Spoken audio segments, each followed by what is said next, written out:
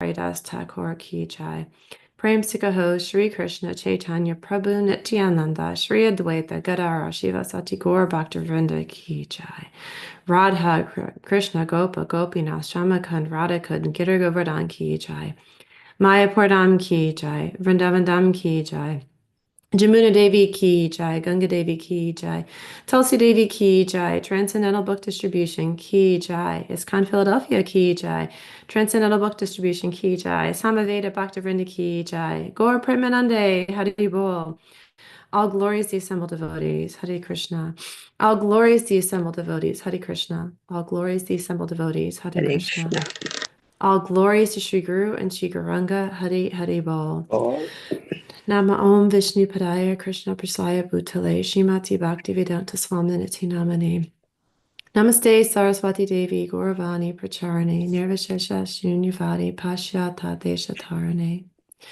Om Namo Bhagavate Vasudevaya. Om Namo Bhagavate Vasudevaya. Om Namo Bhagavate Vasudevaya. Om Namo Bhagavate Vasudevaya. Om Namo Bhagavate Vasudevaya. Om Namo Bhagavate Vasudevaya. Narayana Namaskrita Naram Chaiva Narottama Devam Sarasvatim Vyasyam Jatotayam Madhiryat Nasta Prayashu Abhadreshu Nityam Bhagavata Sevaya Bhagavati Uttama Bhaktir Bhavati Naishtaki. So good morning, everyone. Happy Memorial Day. Today we are reading Srimad Bhagavatam, 3rd Canto, Chapter 9, Brahma's Prayers for Creative Energy. And today we are focusing on verse 38. So I will read it 3 times and then we can take turns. Yakchakrathanga matstotram matkatabu yadayankitam yadvatapashite nishta sa esa ma anugraha. Yakcharatanga matstotram matkata buddhayankitam yadvatapashite nishta sa esha mad anugraha. Yakcharatanga matstotram matkata buddhayankitam yadvatapashite nishta sa esha mad anugraha. Someone else? Chakratanga Matsotram Matkathabhyudhayantakam Yadva tapasi te nishta sa esa mad anugraha. Hare Krishna. Hare Krishna. Hare Krishna. Hare Krishna. Yach chakarthanga matastotram mat kathabhiyu dayankitam yadva tapsite nishtha saheshu madhu anugraha. Hare Krishna. Anyone else? Yachakathanga matstotram matkathabhyudayankitam yadva tapasite nishtha sa esha mad anugraha. All right.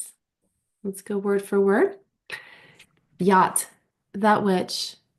Chakarta, performed. Anga, O Brahma. Matstotram, prayers for me. Matkata, words regarding my activities. Abhyudaya ankitam, enumerating my transcendental glories. Yat, or that. Va, either. Tapashi, in penance. Te, your. Nishta, faith. Sha, that. Esha, all these. Mat, my. Anugraha, causeless mercy. Translation and purport. By His Divine Grace, A.C. Bhaktivedanta Swami Srila Prabhupada Ki Jai. O Brahma, the prayers that you have chanted, praising the glories of my transcendental activities, the penances you have undertaken to understand me, and your firm faith in me, all these are to be considered my causeless mercy. Purport. When a living entity desires to serve the Lord in transcendental loving service, the Lord helps the devotee in so many ways as the Chaitya Guru, or the spiritual master within, and thus the devotee can perform many wonderful activities beyond material estimation. By the mercy of the Lord, even a layman can compose prayers of the highest spiritual perfection. Such spiritual perfection is not limited by material qualifications, but is developed by dint of one's sincere endeavor to render in transcendental service. Voluntary endeavor is the only qualification for spiritual perfection. Material acquisitions of wealth or education are not considered.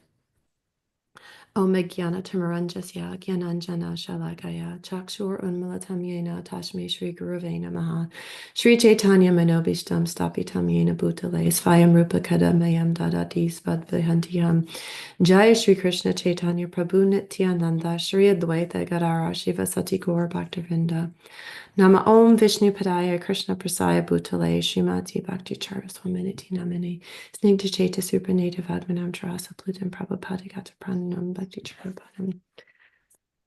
So I'll read this translation again. O Brahma, the prayers you have chanted praising the glories of my transcendental activities, the penances you have undertaken to understand me, and your firm faith in me, all these are to be considered my causeless mercy. So it's a simple statement, yet so powerful, so potent. And Prabhupada breaks this down into a couple very key, again, but very potent points. And the 3 points that I want to touch on today are the Chaitya Guru, that's the Paramatma inside of our hearts, the causeless mercy of the Lord, and the voluntary endeavor that it takes for all of that. So these are kind of the 3 key points that I'm going to hit on today. And the thing that's really the Chaitya Guru, this is something we often hear it referred to as Super Soul, as I mentioned, but this is something that Krishna discusses in various points throughout the Bhagavad Gita. I am situated in the hearts of the living entities as a vehicle, seated in a vehicle, driving the activities, of the living entity. So this is something also in the 10th chapter, the 10th verse. Tesham satati yuktanam bhajatam priti purvakam dadadmi buddhi yogam tam yena mam upayanti te. To those who are constantly devoted to serving me with love, I give the understanding by which they can come to me. So this is that internal understanding. And in our day-to-day lives, this internal understanding may come in waves, come in flickering, these flickering senses of understanding. Maybe it's a hint of something, or an intuition, or a gut feeling. But oftentimes what this is really talking about is the Chaitya Guru that's truly guiding us in all of our activities and overseeing us in our daily lives. And in Chaitanya Charitamrita Madhya Lila 2247, there's a quote here. Krishna is situated in everyone's heart as Chaitya Guru, the spiritual master within. When he is kind to some fortunate conditioned soul, he personally gives him lessons so he can progress in devotional service, instructing the person as the super soul within and the spiritual master without. And this is so, like I said, this is such a potent thing to understand, but this is not something we can take so lightly. And oftentimes we might hear people in the name of God or in the name of religion, or God told me to do this, and that gets thrown around in all religions. We might hear this, and this is where, like I said, this can be a little bit tricky. This should not be taken so lightly, this access to Chaitya Guru, because it can be the concept can be often misused. And so here it is saying that someone who is truly sincere, someone who is doing the work toward that endeavor, toward serving the Lord, toward cultivating a relationship with the Lord. It is in that endeavor, it is in that process, that bhakti yoga process, that one with Krishna's causeless mercy, and we'll get into that in a minute, the causeless mercy part. But with Krishna's causeless mercy, he may come to be able to have access to that Chaitya Guru. Even though the Chaitya Guru is always there, what is the problem with accessing Chaitya Guru? Why can't we, even though Chaitya Guru is constantly within us, Paramatma is always there, but the problem is our conditioning. So this is where we work to using the process of sadhana bhakti, of Vaidhi bhakti, following the specific principles are as directed by our spiritual master. Those principles of Vaidhi bhakti, sadhana bhakti, to come to a deeper awareness of our own constitutional position. But it's we do not always have access. We can if we really endeavor toward that, but we often struggle as living entities. I say we collectively as living entities struggle to access that relationship because we're so covered over. And it is that not that entity, the super soul, the Paramatma is not there. It's not that the super soul isn't trying to give us direction. It's that we don't have the ability to access it. We don't have the ability to recognize that relationship within us. And so that we go on using our material intelligence. And this is something we talked about on Saturday when I was giving class at the temple. This material intelligence, this is, the mind, the intelligence, the false ego. These are the subtle elements, subtle material elements. Because when we focus on our material intelligence, this is where Prabhupada's saying, one cannot, education or some sort of status, in life, economic status in life is not that which is going to get us to the Chaitya Guru. It's not that which is going to get us this causeless mercy from the Lord, unless we are endeavoring in that process. We are endeavoring to come to a relationship with the Lord. So in Bhagavad Gita 10:10, those who are constantly devoted to serving me with love, I give the understanding by which they can come to me. How does that understanding come? That comes through this Chaitya Guru. And I'm going to read a little bit of Prabhupada's purports because I always think Prabhupada is the source. I don't want to mince words when he says it perfectly. So I'm going to read a bit of his purport in this because I think the understanding of the Buddhi Yoga is important in this today's concept in today's verse, because Buddhi is intelligence, but it is true intelligence. It is not the material intelligence that we think of, the intelligence that we use to get through school, the intelligence we might use in our work. This is deep spiritual intelligence. This is the intelligence that might be bringing us to the Lord. There's, the four different kinds of individuals that truly come to the Lord. One of them is the intelligent, one is the inquirer, one that's suffering.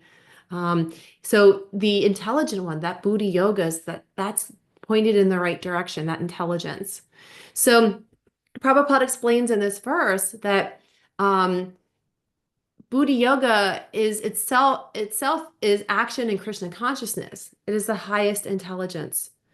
Buddhi means intelligence and yoga means mystic activities or mystic elevation. When one tries to go back home, back to Godhead, and takes fully to Krishna consciousness and devotional service, his action is called Buddhi yoga. In other words, Buddhi yoga is the process by which one gets out of the entanglement of this material world. The ultimate goal of progress is Krishna.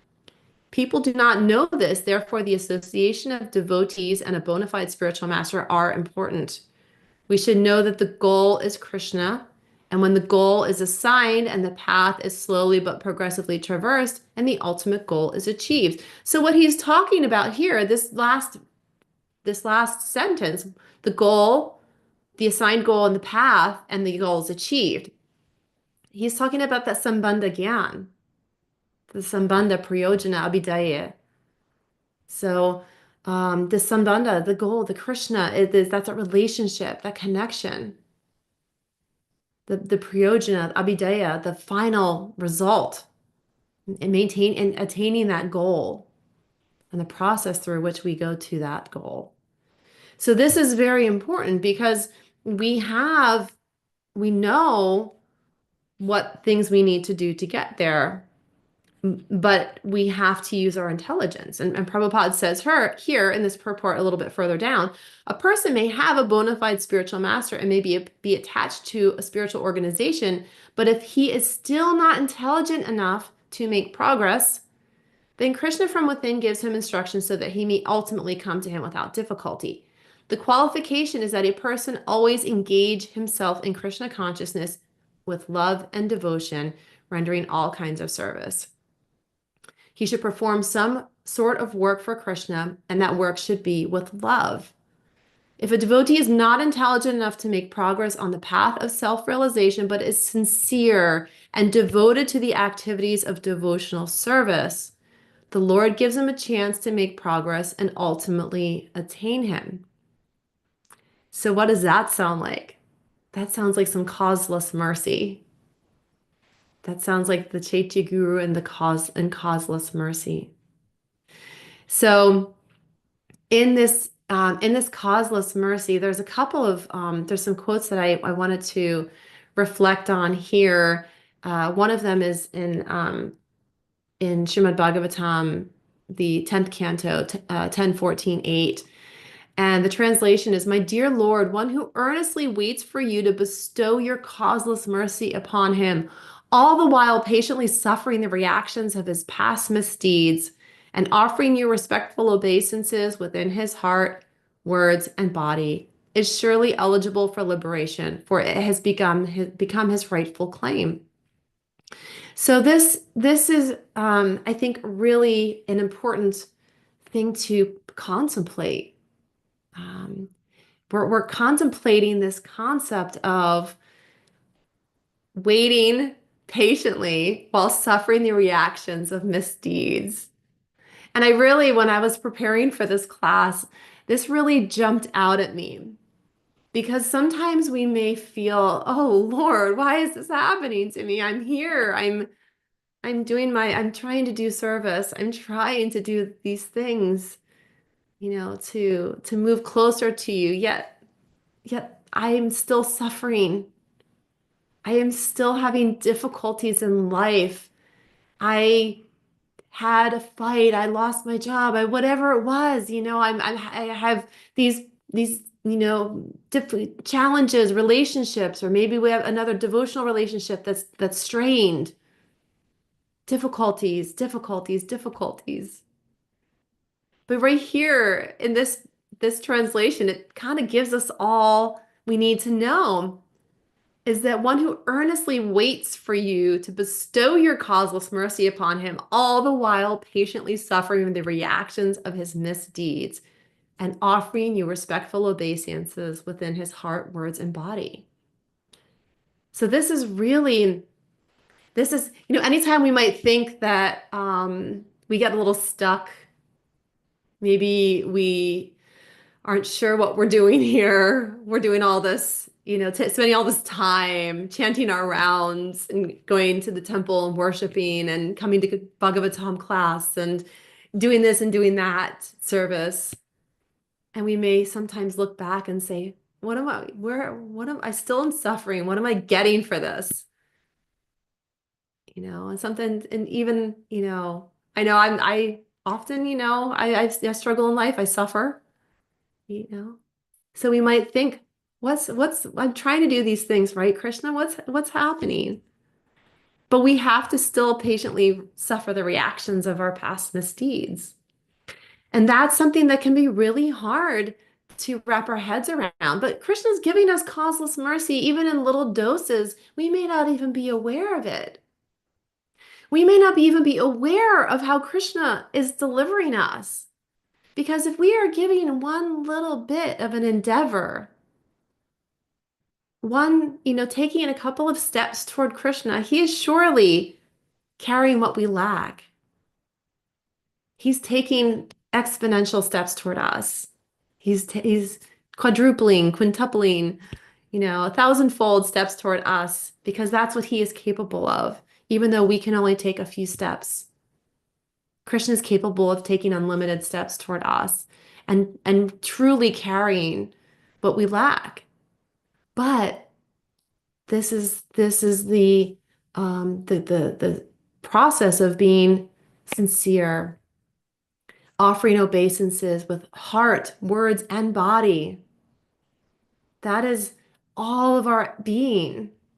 All of us is engaged and desirous, not desirous of material experiences, but desirous, deeply desirous of serving. And not just serving, but having a deep relationship with the Lord. And what that deep relationship is service. Because when we love someone so much, don't we want to just do everything for them? And when we truly, truly love someone, don't we realize also too that sometimes we have to let them experience the fallout from their actions? And this is what Krishna gives us. He's like, you're here. You chose to be separate from me somewhere along the line. I don't remember telling Krishna I wanted to leave Goloka Vrindavan. I don't have any recollection of that, but here I am. So I must have made that decision somewhere along the line as my soul. My soul somewhere decided, oh, okay, I want to experience separate from you, Lord. I want to know what it's like to have material, experiences. I want to enjoy. I want to enjoy on my own because Krishna, you look like you're having so much fun. I'm a little envious of that fun. I'm a little envious of your enjoyment. I want to experience some of that on my own. So off we go. But the problem is that, as Prabhupada says, if we water the roots of the tree, all of the tree will grow. But when we go off and try and experience on our own, then we're creating karma with reactions. We are then, in that sense, watering only the leaves of the tree, which doesn't actually do much. There's some benefit, but not much. The tree eventually, if you just put a little bit of sprinkling on the leaves of the tree, it will eventually die. If you just, I took care of Tulsi for years and I have Tulsi at home that I care for, that, my Tulsi that I have at home here almost 3 years old. And I know if I just spray the tops of her leaves and I don't water her, I don't put any sort of fertilizer on her, she will die. So what is that analogy then? If we water the roots of the tree, that means that Krishna is the source of everything. Krishna is the roots. So if we water the roots of the tree with our actions, meaning that we take our enjoyment through Krishna, not through material energies. We water the roots of the tree because we are doing the service and doing the activities for the pleasure of Krishna, knowing that it all comes back around. But meanwhile, we are still here, patiently waiting, hopefully, patiently waiting. Maybe not so patiently, maybe, and I know there's some days I'm just like, this is so difficult, and there's the George Harrison, the songs, My Sweet Lord. Takes so long. It takes so long, my friend. It takes so long, my Lord. But that doesn't mean that we stop the process. It just means that we endeavor on, we continue forward and continue this process, knowing that Krishna's causeless mercy can come at every time. So causeless mercy means that it doesn't have to Krishna doesn't have to have a reason to do anything. He's Krishna.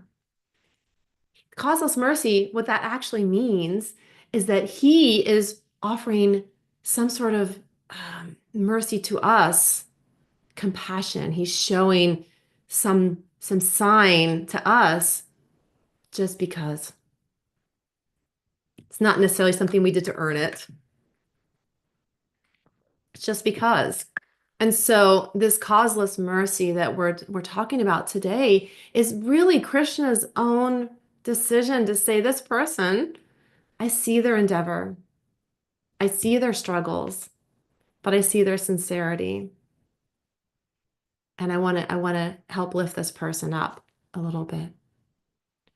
And so in in another Bhagavatam verse in the seventh canto, it talks about endeavors, and it says endeavors merely for sense gratification or material happiness through economic development are not to be performed, for they result only in a loss of time and energy with no actual profit.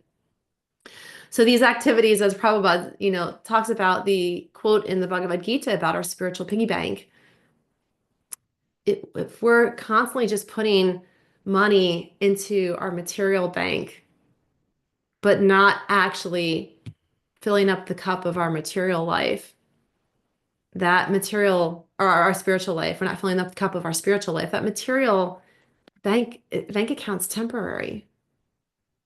It goes away. It doesn't follow us from lifetime to lifetime. It doesn't compound. So it's really, there's no profit there because it doesn't accumulate in the same way. So this purport goes on to say, if one's endeavors are directed toward Krishna consciousness, one can surely attain the spiritual platform of self-realization. There's no such benefit from engaging oneself in economic development. And so it brings us back to Lord Brahma's prayers, where Krishna is praising him. He's praising him and he's saying, the prayers you have chanted, praising the glories of my transcendental activities, the penances you have undertaken to understand me, and your firm faith in me, all are these to be considered my causeless mercy. So he has gotten to this point. Krishna is acknowledging, Lord Brahma, you have done all of these things, and by my mercy, these are my causeless mercy, all these activities and penances and all of these have delivered you to me. And so this is really Lord Brahma is giving us an example of the prayers and the process that we can follow. And this is within Bhagavatam as well. We have so many examples of different personalities and demigods and pure devotees that we can take as an example of these situations. We can take on example how Krishna has given them mercy, how they have used their life truly for the understanding and for the transcendental activities, and not for material gain. Not for material gain. So now, all of this being said, this is all great, right? We have Chaiti Guru guide, that we can hopefully access at some point. We have Krishna's causeless mercy that we're patiently waiting for while we're suffering the reactions of our karmic activities. We're making the endeavor voluntarily. Hopefully, no one is strong-arming us to make this endeavor, because this is the thing that we need to voluntarily make this endeavor. And Prabhupada says it right in this purport, voluntary endeavor. Prabhupada doesn't use words, uh, he doesn't just whimsically use words, throw them in just as a filler. When he says voluntary endeavor, he's using it for a reason. He's saying it's a voluntary process. It's a voluntary process. There is no one can force us to take this endeavor. We cannot force others to make this endeavor. We cannot force others to take to the process. We cannot force others to deepen the process, to do better, to chant more rounds, to do more service. Krishna does not want that. Krishna does not want that forced relationship. He wants us to voluntarily come to him. He wants to come to us by our own internal desire. Because that is a true relationship. That is a true relationship. So we're really in this unrequited love situation with Krishna. You know, he loves us so much, but we're not returning it.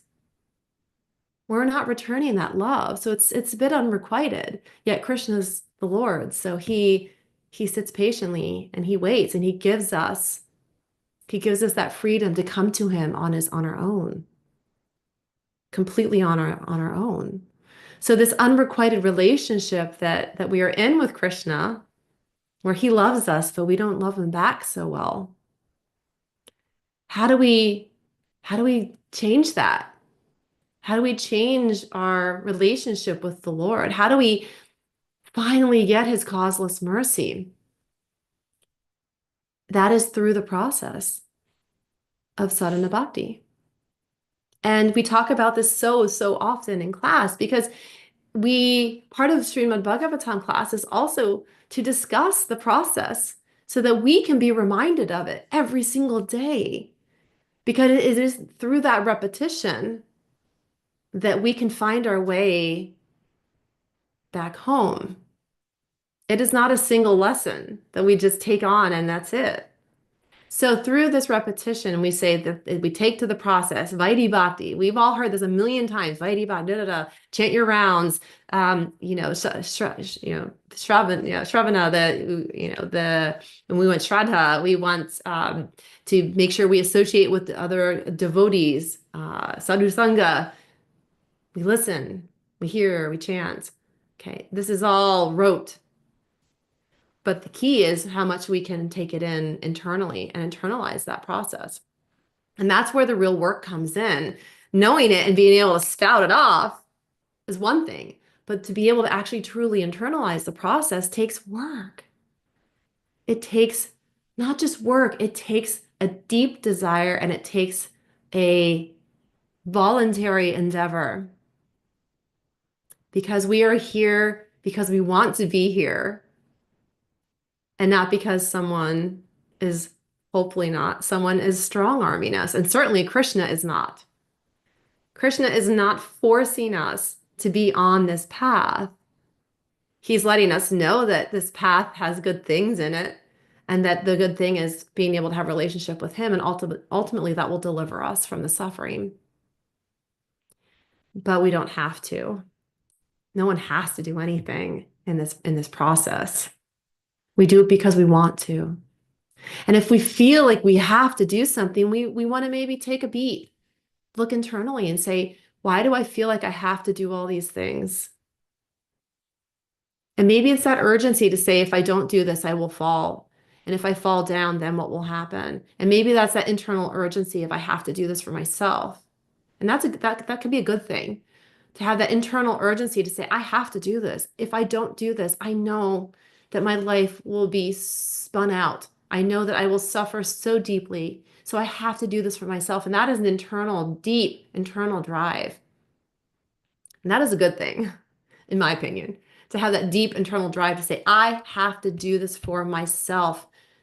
I have to do this for the benefit of those around me, because I know that if I can deepen my relationship with Krishna, I am going to be a stronger person. I am going to be able to help the people around me. I'm going to be able to help lead them as they want, not force them, help lead them also to Krishna consciousness, because the strength is within.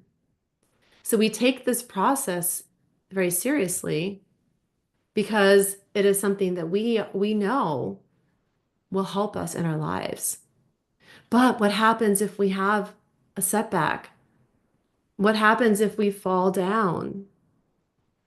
There's a lot of things that are, in Bhagavad Gita, it talks about in the 6th chapter, what happens to the fallen yogi?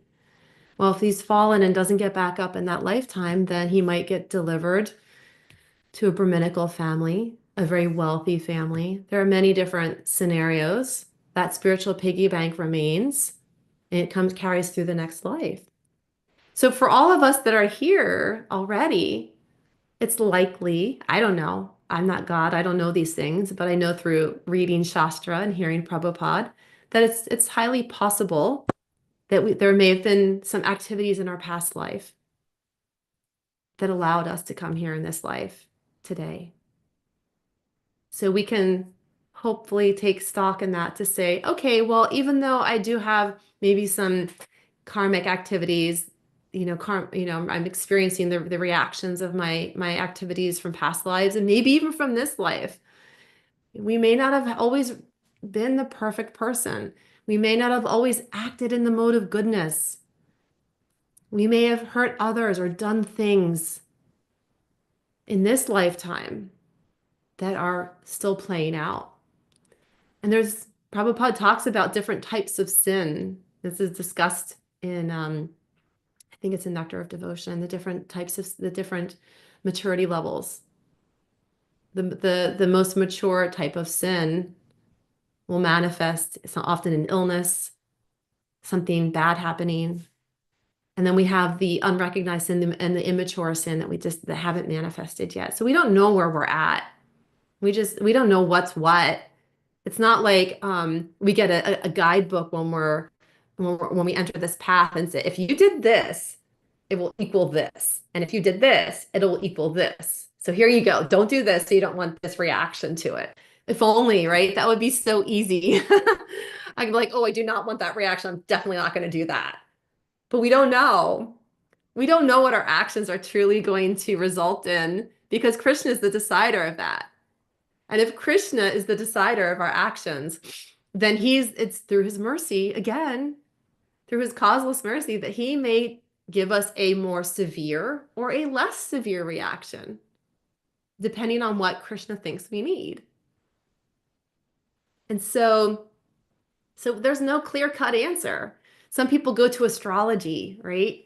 And I've definitely had my fun with astrology over the years. I enjoy it. But, to use it as a strict guide for life, I think can be a little tricky, especially in a devotional life, because Prabhupada has often said that those who are on the path of Krishna consciousness, astrology does not always line up because you have the Krishna factor. And that's, again, Krishna's mercy. So we don't know.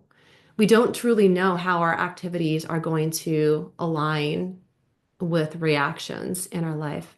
So we just have to take for granted that we just keep endeavoring and keep that internal desire burning. But again, like I said, what happens if we fall down? What happens if that flame goes out or it dims, that desire? How do we reignite it? How do we pick ourselves back up from something that's been very difficult and might knock us off course? Well, the one thing we don't want to do is we don't want to just walk away, because Krishna is so kind. And I'm pretty sure Krishna's seen everything. Look at Madai and Jagai. They were the worst. They're awful. They were stealing, beating people up. They were horrible. Dacoits, right? They were horrible people. But yet somehow Krishna, Lord Chaitanya, forgave them, and they became great devotees of Lord Chaitanya. So if Madai and Jagai can perform all of these heinous activities and still come to the lotus feet of Lord Chaitanya, to the Lord, then whatever fall down we may have had, I assure you, it's probably not as bad for most of us, So we just pick ourselves back up and brush ourselves off. We chant, we pray. We have been given tools. Prabhupada has given us a completely and utterly filled toolbox. There's not a tool missing. We have a hammer, we have a screwdriver, we have nails, we have everything we need. We have japa, we have kirtan, we have Bhagavad Gita, we have Bhagavatam, we have the Temple for Association. We have everything that we need. in that toolbox. So there is no concern that if a fall down happens, or if a difficulty happens, if the flame goes out or it dims, that flame of desire for a relationship, if these things happen, there is no worry. There's no worry at all as long as we continue the process. It is the moment that we turn our backs on the process that is the true risk, because we're turning our backs on that relationship as well. And we're turning our backs again, maybe even on getting any glint of insight from Chaitya Guru. Because if we turn our backs on Krishna, we're turning our backs on Chaitya Guru as well. And like I said, that's, even if it's a glint of insight, we're turning our backs on all of that. Then we're out there drowning in the ocean. We're out there just trying to navigate the material energies on our own. That's just not a good, it's not a good scene. That's not something we want to be doing. We don't want to be out there trying to navigate those material energies on our own. It is ugly. And I feel for atheists, honestly. I do. I have a deep compassion for atheists, because I'm like, oh my goodness, like you're trying to muscle this on your own. I mean, I get where they're coming from. I understand the atheistic perspective, because I can see when you look around, oh, how can this all be? It seems so chaotic. How can this be? God be involved in any of this? Like, I understand it. I would never put myself there, but I understand how people can get there. And it makes me very sad, because they are muscling it. They are trying to get through life all on their own intelligence and their own muscle, and they're just turning their back to God, thinking they have to do everything on their own. And it is hard. It's hard. And even those on the path, a spiritual path, still might not always feel that mercy. We might not always feel the guidance of Paramatma, of Super Soul. And it still may feel very difficult. But if we continue to turn toward that, turn toward Chaitya Guru, turn toward our relationship with Krishna, at least we're making that desire known to Krishna, to say, I am struggling. My flame is dim. I have had a fall down. Please, at least try and help me. Please remind me of your love, something. And Krishna, with that sincere prayer, I'm sure that Krishna will hear and answer in some way that we need it. But we have to keep making that endeavor, continue to always make that effort in Krishna consciousness. So to kind of just recap everything from today, Lord Brahma is praying all of these beautiful prayers to the Lord. Lord Brahma, in so many different paths, is seen as God, but we know that Lord Brahma knows that he is not God. He only knows that he appeared somehow, and he has this creator responsibility, but the Lord is above him, that he was created. Lord Brahma was created, so he prays. He offers his obeisances to the Supreme, and the Lord acknowledges that. The Lord sees those prayers. The Lord sees that guidance from within. He sees that all of this is his own mercy, the Lord's mercy, because of Lord Brahma's efforts, the penances, the activities, the firm faith. And so it's all there for us too. So I'm gonna take a break here. It's 8:40. So any corrections, any insights, reflections for today? I open up the floor for discussion.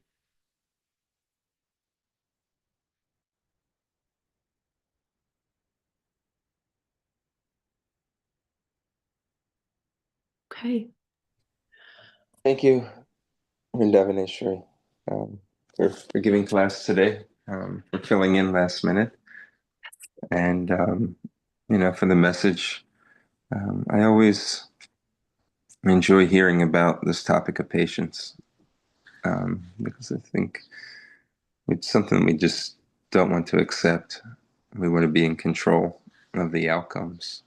And I mean, I just had a thought, and maybe you can share something on it.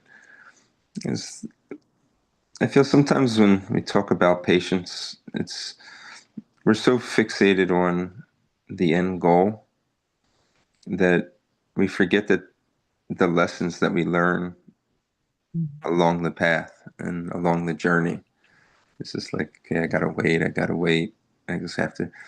And there's so many things that we miss along the journey, like the lessons to be learned along the journey that we're learning as we are, um, either tolerating the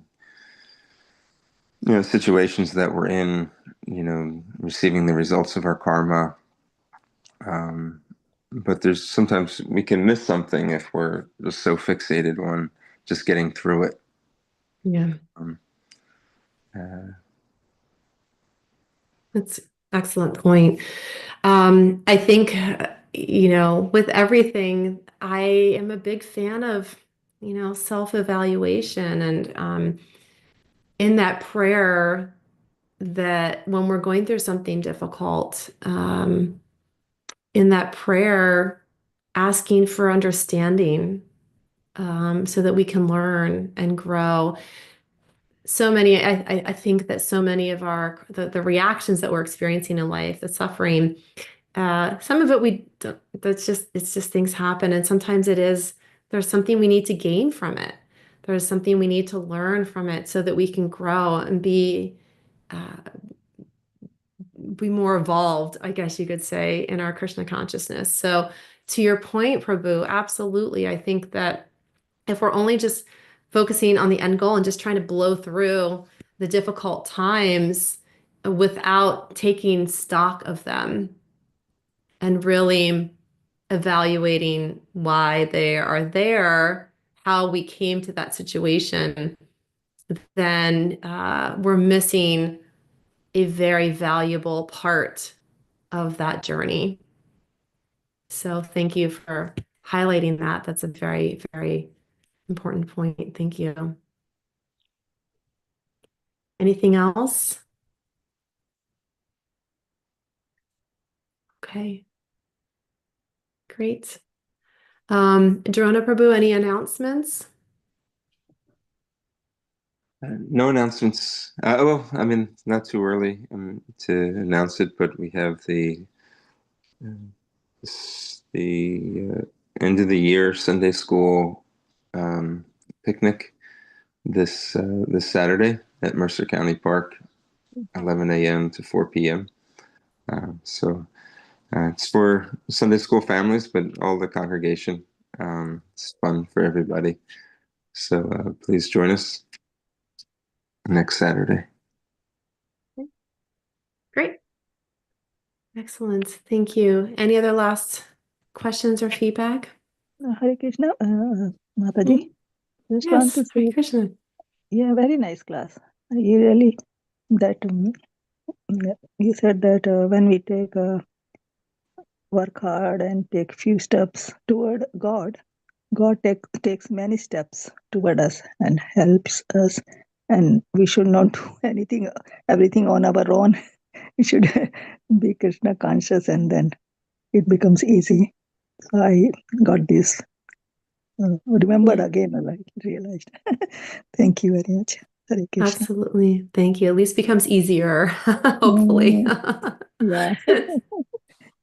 So, thank you. Thank you. Hare Thank you. Krishna. Yes, Hare Krishna. Hare Krishna.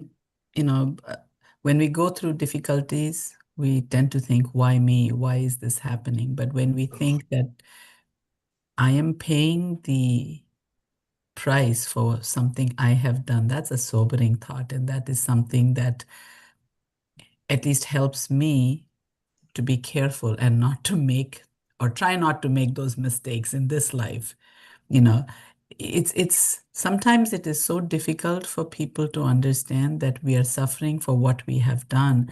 But more importantly, and there's nothing we can do about that, because I've already done those acts, and I have to uh, endure the results of those acts, good and bad. But what is even more important is that I have a choice in this life for the lives I might have to take going forward. And I think when I put it that way, sometimes people will be like, "Oh my goodness," and that's a serious situation. It's not something that we can take lightly. Mm-mm. No. And the other thing that I'm always thinking is, why am I suffering this? What did I do to suffer this? Does it matter why we are drowning? If we are drowning, the first thing to do is to rescue ourselves, not wonder, what did I do? What act was that? It doesn't matter. Yeah, that's a good point. I love that. Yeah, we just need to get help, need to get out of the suffering. And the only way to do that is to turn more deeply toward our relationship with Krishna. And maybe if we're suffering due to an immediate karmic reaction, we have to make amends, Mhm. Um, and yeah, that's excellent points. Thank you so much. I appreciate those thoughts very much. So thank you. All right. Thank you very much, everyone. When good thing happens, when good thing happens, we won't think of God. When bad thing happens, oh God, why did you do this to me? Poor God, what will He do? And we won't even appreciate what He does, good things. No. And when bad things happens, and oh God, why did you do this to me? Mm-hmm. We always question Him. Mm-hmm. That is Exactly. the weakness we have. It's the human brain, human nature, right? Thank you very much, Absolutely. Mataji. Thank A you nice so class. much. Thank you. Okay, well, we'll wrap it up here. Vanchakalpa, Tarubhishcha, Kripa Sindhu, Vebhiccha, Patitanam, Pavanebhyo, Vaishnavebhyo, Namo Namaha. Have a wonderful holiday today. Enjoy your